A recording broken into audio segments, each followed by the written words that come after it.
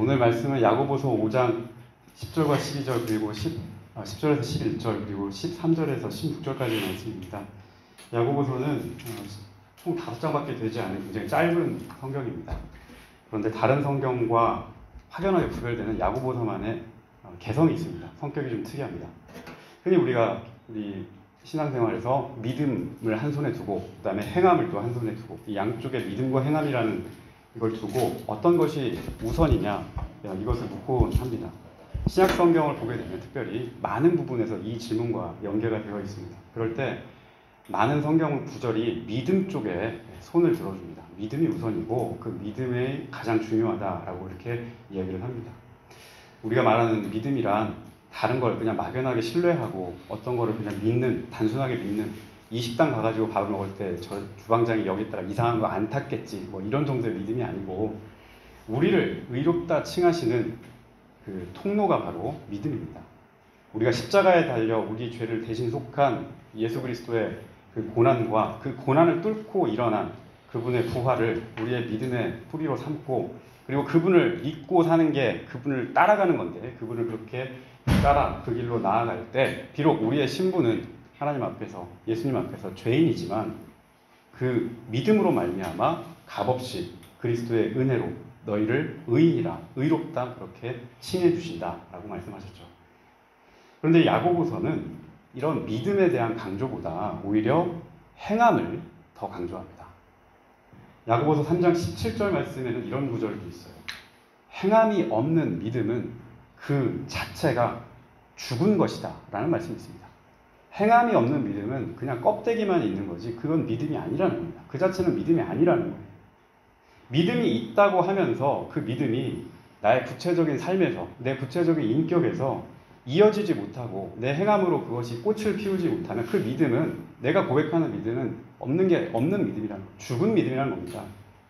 겉과 속이 다르고 말과 행실이 차이가 나고 내 신실함과 그 반대쪽에 있는 불신이 딱 붙어가지고 작용을 하고 그런 사람들을 향해서 오늘 야고보서 말씀은 그 믿음과 행함을 서로 분리하지 말고 함께 한 묶음으로 가져가라고 그렇게 말씀하고 있는 거죠. 야고보서가 이렇게 행함을 굉장히 강조하는 성경입니다. 그런데 야고보서가 행함을 강조한다고 해서 거꾸로 믿음을 저평가하느냐? 그건 또 아닙니다. 오히려 이 믿음이라고 하는 게 행함의 근거이고 우리가 행할 수 있는 바탕이 됩니다.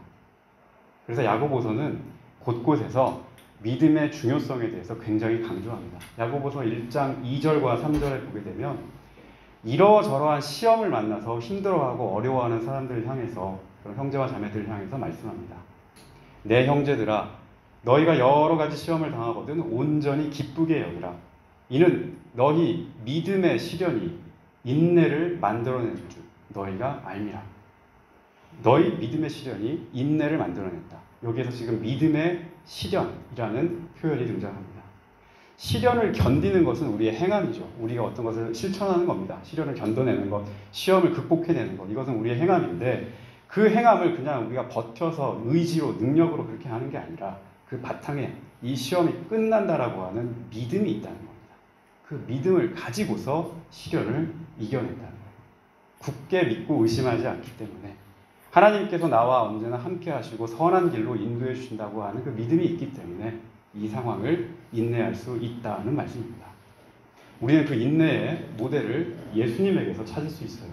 우리 주님께서 그러셨던 것처럼 우리 앞에 있는 십자가와 같은 그 고난을 우리가 인내로서 잘 감당하고 그렇게 함으로써 그분을 배우고 그분을 따라갈 수 있는 겁니다.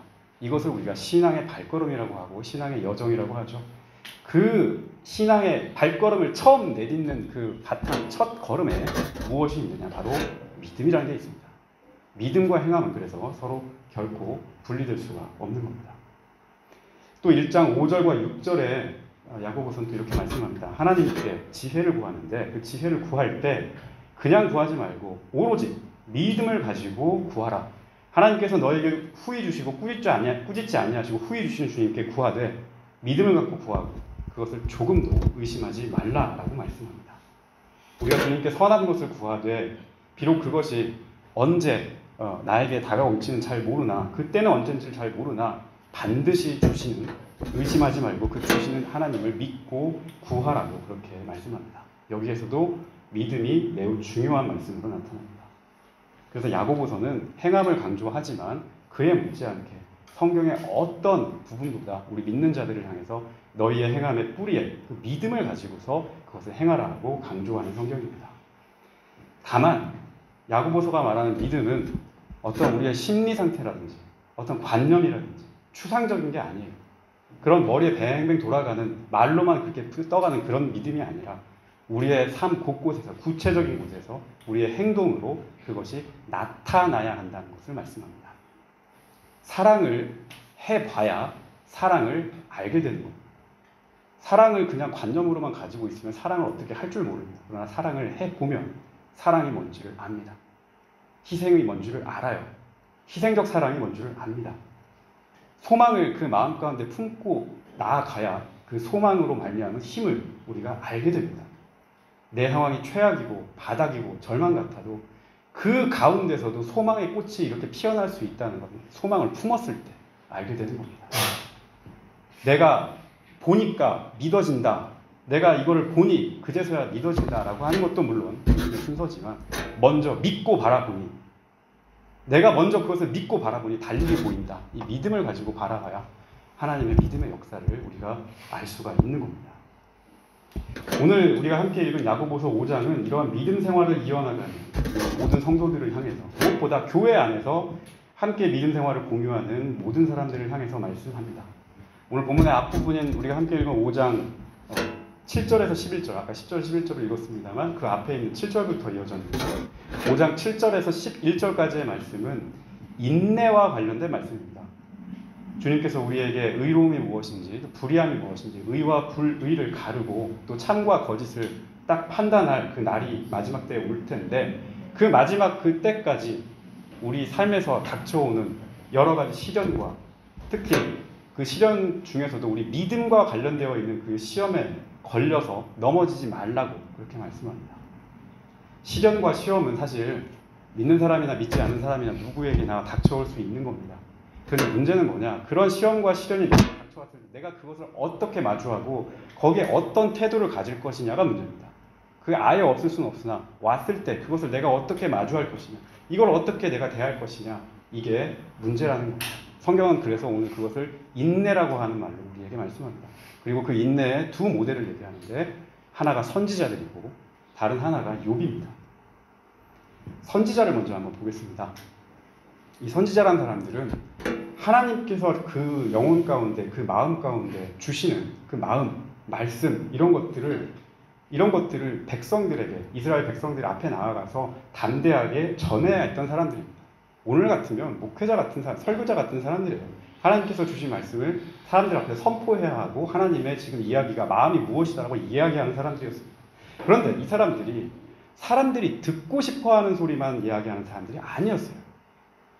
때로는 사람들이 들어야 하는 이야기를 전달하기도 했습니다. 그러니 인간적으로 놓고 봤을 때 누가 사람들한테 미움받으면서 그렇게까지 하고 싶겠습니까? 그러나 그 마음 가운데 하나님이 이 말을 전해라 라고 이 마음을 주셨으면 그 사람들이 자기를 어떻게 대해야 되는지 돌로 들고 어떤 사람은 쳐서 죽을 것 같은 그 위기를 맞기도 하고 감옥에 갇히기도 하고 그랬었는데 어쨌든 인격적으로 그런 부분들을 다 감수하고서라도 하나님 말씀을 전해야 했던 사람들이었습니다. 그러니까 얼마나 인간적으로 봤을 때는 그 심령이 불편하고 외롭고 또 두려웠겠습니까? 사람에 대해서 그런 마음을 가지고 있으니까 선지자들은 당연히 말씀의 원천이 되시는 하나님만 바라보고 하나님께 의지할 수밖에 없는 그런 사람들이었습니다. 그래서 늘 간절히 기도하고 하나님 뜻이 무엇인지를 사모하고 그 뜻을 간구합니다. 하늘에서 내려오는 그 마음과 그 말씀이 없으면 내가 전파할 수 없으므로 하나님 이 상황에 이 현상에 어떤 말씀을 하나님 전해야 합니까? 라고 그 말씀을 간절히 기다릴 수밖에 없는 그런 사람이었습니다. 그런데 성경을 보면 선지자들은요, 말씀을 선포하고 전하는 그런 시간보다 그 말씀이 오기까지 기다리는 시간이 훨씬 더 깁니다. 다시 말해서 내가 구하고 간구하는 그 상황에 하나님께서 답하지 않고 하나님께서 입을 닫고 침묵하시는 시간, 하나님 침묵의 시간을 기다려야 하는 그 시간이 훨씬 더 길다는 거예요.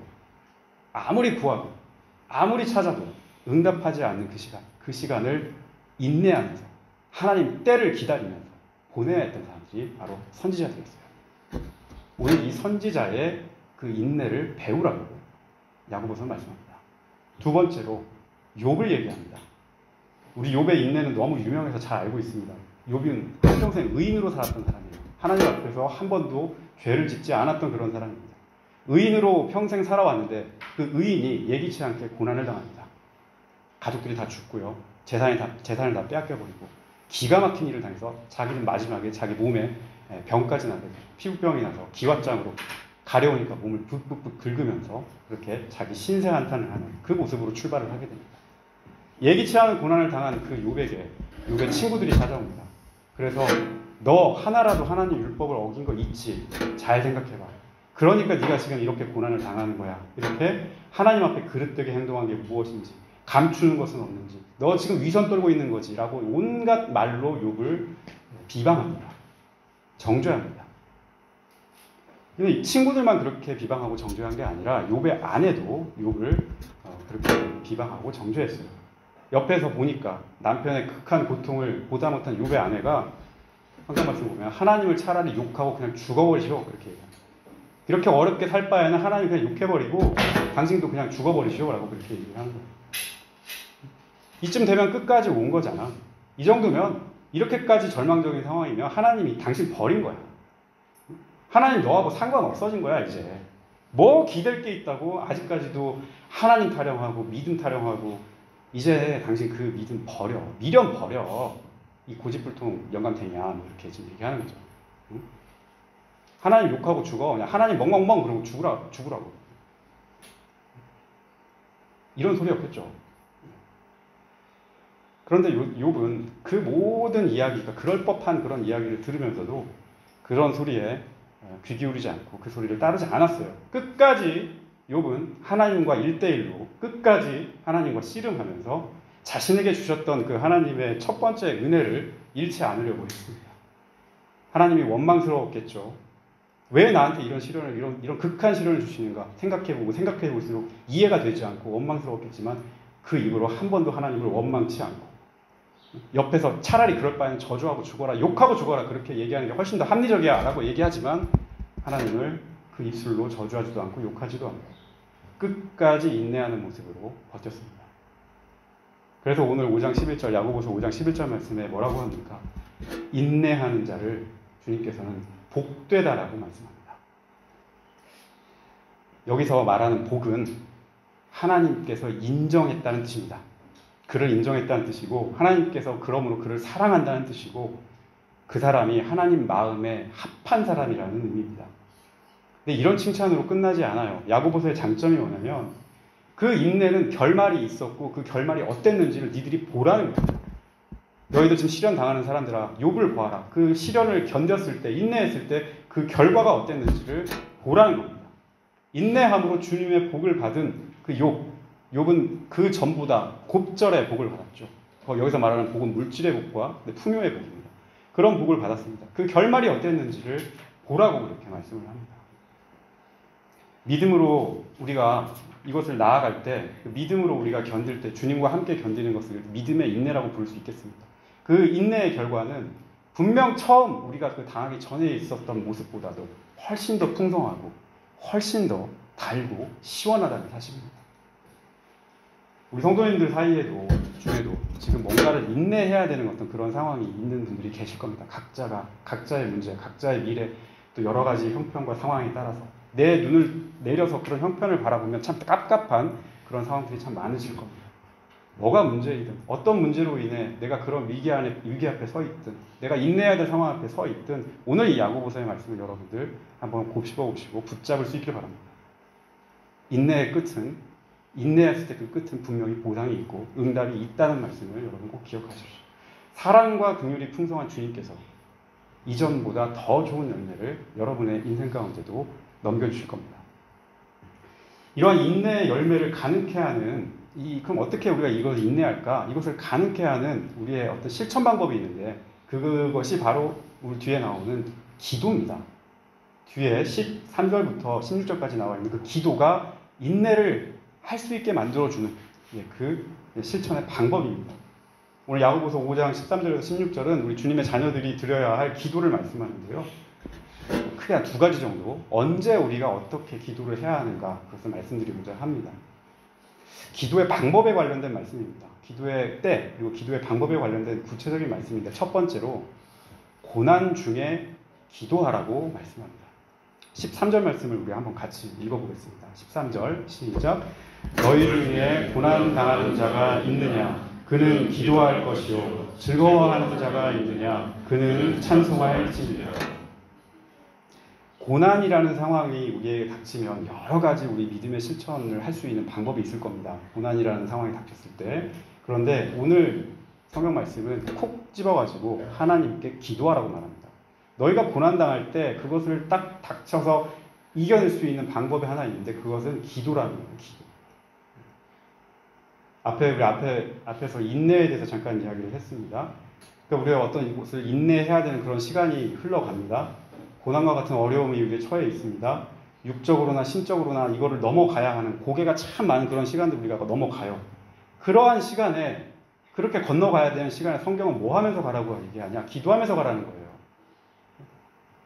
걱정하고 염려하고 머리 싸매고 그런 시간도 물론 필요하겠지만, 그런 시간보다 염려를 만들어서 자꾸 증폭해가지고 만들어내는 것보다 그 시간에 기도하라는 거예요. 하나님 앞에 대면하라는 거예요. 하나님과 마주 보라는 겁니다. 기도로 그 시간을 채워가라는 말씀입니다. 자기 상태를 하나님께 솔직하게 내어놓고 도대체 이 어려움이 어디서부터 왔는지, 왜 그렇게 어그러졌는지, 내 앞이 왜 그렇게 깜깜한지 하나님께 솔직하게 토로하고 내어놓고, 그래서 주님은 나를 어디로 이끌어 가실지, 어디에 주님의 뜻이 먼저 가 계시는지를 계속 기도 가운데 묻고 주님의 뜻을 찾아가는 겁니다. 이것이 기도예요. 아까 선지자들이 침묵 가운데 그 하나님 침묵의 시간을 견디는 상태에서도 가만히 있지 않고 계속 하나님의 뜻을 물어봤던 것처럼, 때는 더딜지라도, 응답은 더딜지라도 간구하는 자에게는 반드시 하나님께서 그 응답을 주신다. 이것을 믿음으로 받고 계속 나아가는 겁니다. 우리가 이런 믿음의 기도를 하나님 앞에 항상 드릴 수 있기를 저는 바라요. 그런 믿음을 통해서 우리가 한 단계 더 하나님 앞에 가까이 갈 수 있기를 바라고, 하나님의 경륜이 여기에 있었구나, 하나님 뜻이 여기에 있었구나를 그 기도를 통해서 발견할 수 있기를 간절히 바랍니다. 또 14절 말씀을 보게 되면 치유가 필요한 상황에서 기도하라고 말씀합니다. 14절 말씀도 같이 한번 읽어보겠습니다. 시작. 너희 중에 병든 자가 있느냐? 그는 교회의 장로들을 청할 것이요, 그들은 주의 이름으로 기름을 바르며 그를 위하여 기도할지니라. 상처에 기름을 바르는 것은 옛날에 그 의술 활동 중에 하나였습니다. 물론 지금은 상처 났다고 또 기름 바르고 그러지는 않습니다만, 14절 말씀의 핵심은 병이 났을 때 어떤 약재를 이걸 쓰느냐 저걸 쓰느냐 그 문제가 아니고, 병든 우리의 형제와 자매를 위해서 그 사람만 같이 있는 게 아니고 많은 사람이 그 질병에 함께 참여하고 그 사람의 나음에 함께 손을 보태고 그 사람 병의 나음의 역사를 위해서 같이 기도하라는 거예요. 우리 이것을 무슨 기도라 부릅니까? 남을 위해서 드리는 기도, 중보 기도라 부릅니다. 이 중보 기도는 공동체적인 기도고요, 조금 더 확장해서 얘기하면 사회적인 기도입니다. 나 바깥에 있는 것들, 나와 관계에 있는 것들을 위해서 드리는 기도, 내 문제처럼 하나님께 드리는 기도, 다 연결되어 있다는 그런 마음으로 드리는 기도입니다. 기도를 통해서 그 가운데서 성령께서 너와 나가 단절된 문제가 아니라 너와 나가 서로 그리스도 안에서 하나가 됐다는 것을 보여주는 겁니다. 서로 연결되고 서로 교통하고, 너의 문제이지만 너의 문제가 너의 문제만으로 끝나는 게 아니고 너의 문제가 곧 나의 문제가 되면서 그 문제가 진심으로 해결되기를 나 역시도 간구하고, 그 속에서 그 사람에 대한 긍휼한 마음을 배우게 되고 자비로운 마음을 배우게 되고 내 앞에 있는 형제와 자매에 대한 사랑의 마음, 그리스도의 마음을 우리가 배우게 된다는 겁니다. 이게 중보기도가 가지고 있는 중요한 힘입니다. 병을 치료할 때도 그렇습니다. 오늘 보면 이 병을 치료할 때 나와서 기름 바르고 함께 기도하라고 그렇게 말씀을 하는데, 오늘 같으면 이제 우리가 병에 걸려서 병원에 가면 의사가 우리 병을 치료하죠. 의사가 치료를 할 때 하나님께서 그 의사의 손길과 함께 하셔서 아픈 이가 낫고 회복할 수 있게 해달라고 기도하는 겁니다. 아픈 사람과 치료하는 사람과 기도하는 사람이 서로 하나가 되어서 그 힘으로 질병이 낫게 되는 겁니다. 1차적으로는 아픈 사람을 위해서 기도하지만 결국 그 기도는 치료하는 의사를 위한 기도가 되기도 하고요. 간절히 나음을 바라는 곁에 있는 우리를 위한 기도가 되기도 하는 겁니다. 중보기도, 이렇게 드리는 기도는 나만 가지고서 드리는 고립된 기도가 아니라 우리가 서로 주 안에서 연결되어 있음을 보여줄 수 있는 이런 기도라는 사실 여러분 잊지 마시기 바랍니다. 성경은 그래서 마지막으로 이런 기도를 무슨 기도라고 얘기하냐면 믿음의 기도라고 그렇게 얘기합니다. 15절 앞부분을 한번 우리 같이 한번 읽어볼게요. 15절 앞부분 시작. 믿음의 기도는 병든 자를 구원하니 주께서 그를 일으키시리라. 이 나음을 최종적으로 병을 낫게 할 수 있는 이 기도가 어떤 기도냐? 바로 믿음의 기도라는 겁니다. 우리가 함께 믿음을 다 모아서 드리는 기도, 공동체적 기도, 공동체의 믿음으로 드리는 그런 기도입니다. 본문에서는 육체의 질병에, 육체의 상처에 그렇게 초점을 맞춰서 말씀을 했지만 이걸 조금 더 확장해서 적용해보면 우리가 병이 육체에만 있는 게 아니잖아요. 마음에도 있을 수 있고 우리 영혼에도 있을 수 있고 여러 가지 우리가 연약하고 힘든 상황이 있을 수 있습니다. 그런 상황에도 똑같이 적용할 수 있는 말씀입니다.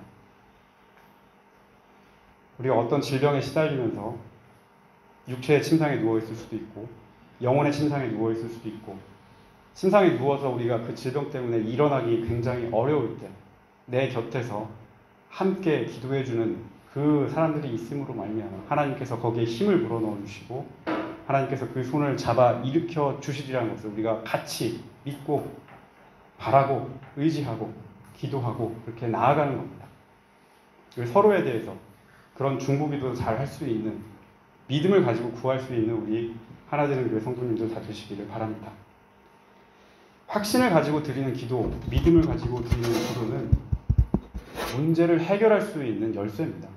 믿음으로 드리는 기도 반드시 낫습니다. 반드시 해결됩니다. 라고 하는 기도는 우리가 앞으로 나아갈 수 있게 만들어줄 수 있는 열쇠입니다. 인내와 그 기도는 우리가 지금까지 봤던 말씀을 통해서 본 바 우리 각자가 감당해야 될 몫입니다. 그러면서도 동시에 우리가 서로 함께 짊어져야 할 공동의 몫이기도 합니다. 오늘 말씀은 우리에게 주시는 오늘 말씀은 기도가 단지 그냥 주문처럼 이렇게 해주세요라고 허공을 때리는 그런 주문이 아니라고 우리에게 강조를 합니다. 고난 가운데 너희들 질병 가운데 그리고 어려움 가운데 주저앉지 말고 믿음으로 하나님께서 일으켜 주실 것을 믿고 다시 기도하라고 오늘 강조합니다. 또 혼자 기도하지 말라고 또 말씀합니다. 기도할 때 그 제목을 나눌 수 있는 사람들과 함께 나누고 함께 기도하고 아픈 곳을 함께 어루만지고 나음을 함께 구하고 그 사람의 길이 열리기를 간절히 기도하는 진정한 하나됨의 기도를 말씀합니다. 이러한 기도에 우리 주님께서는 반드시 역사하시겠다고 말씀합니다. 그래서 16절 말씀은 뭐라고 말씀합니까? 의인의 간구는 역사하는 힘이 큼이니라 라고 말합니다. 같이 한번 해볼까요? 의인의 간구는 역사하는 힘이 큼이니라. 역사하는 힘이 큼이니라. 의인의 간구는 역사하는 힘이 큼이다. 야고보서의 말씀이 특히 강조하는 부분이 있습니다. 그것은 결과입니다. 야고보서는 응답을 할 수도 있고 안 할 수도 있고 뭐 이렇게 얘기하지 않습니다. 응답한다 이렇게 말씀합니다. 낫는다 그렇지 않는다 뭐 이렇게 이것도 좋고 저것도 좋고 이렇게 말씀하지 않습니다. 낫는다. 죄사함을 받을지 몰라 받을 거야 이것도 아닙니다. 죄사함 받는다 합니다. 그게 바로 확신이고 그게 바로 믿음입니다. 확신을 갖고 드리는 기도가 곧 믿음의 기도요. 믿음의 기도에 주님은 반드시 그 결과물로 응답하신다고 오늘 성경은 말씀합니다. 사랑하는 우리 성도 여러분, 우리는 앞으로 다시 오실 주님을 기다리면서 우리의 마지막 때의 최종 구원을 그분께 의탁하고 그리고 그때까지 우리에게 주어진 한 세상을, 인생을 이 세상에서 주님의 자녀, 주님의 백성으로 이렇게 살아가는 위임을 받는 그런 사람들입니다. 살아가다 보면 믿음의 사람들에게도 당연히 인내를 요하는 일이 있고 기도할 제목들이 많이 생겨납니다. 비록 그 사람의 일이고 그 사람이 담당해야 될 일이지만 한 사람이 당하는 상황이냐, 주님께서는 그것을 그렇게 홀로 남겨두지 않으시고 교회를 통해서 함께 있는 지체들을 통해서 동역자들을 통해서 그 짐을 서로 짊어질 수 있게 하셨습니다. 갈라디아서 6장 2절 말씀에 이런 말씀이 있습니다. 너희가 서로 짐을 짊어지라. 그리하여 그리스도의 법을 성취하라. 너희가 짐을 서로 지라. 그리하여 그리스도의 법을 성취하라. 라고 하는 말씀이 있습니다. 인내하고 기도하는 것은 우리 각자의 몫이지만 동시에 우리가 함께 짊어져야 될 몫입니다. 그리스도 예수의 선하신 그 능력에서 나오는 마음으로, 그 힘으로 말미암아 서로를 위해서 중보하고 할 수 있거든 서로의 짐을 함께 지는 그런 기도를 드리고 서로의 앞날을 진심으로 위하고, 그럼으로써 우리의 영혼이 더욱더 강건해지고 우리의 생활이 더욱더 튼튼해지고 우리가 바라는 모든 것과 원하는 모든 것이 주님 안에서 온전히 성취될 수 있기를 진심으로 바랍니다. 이러한 중보 기도의 그런 은혜를 통해 이번 한 주 여러분의 삶이 더욱더 풍성해지기를 바라고, 여러분의 심령 가운데 주님의 긍휼한 마음과 자비로운 마음이 싹틀 수 있기를 예수님의 이름으로 축복합니다.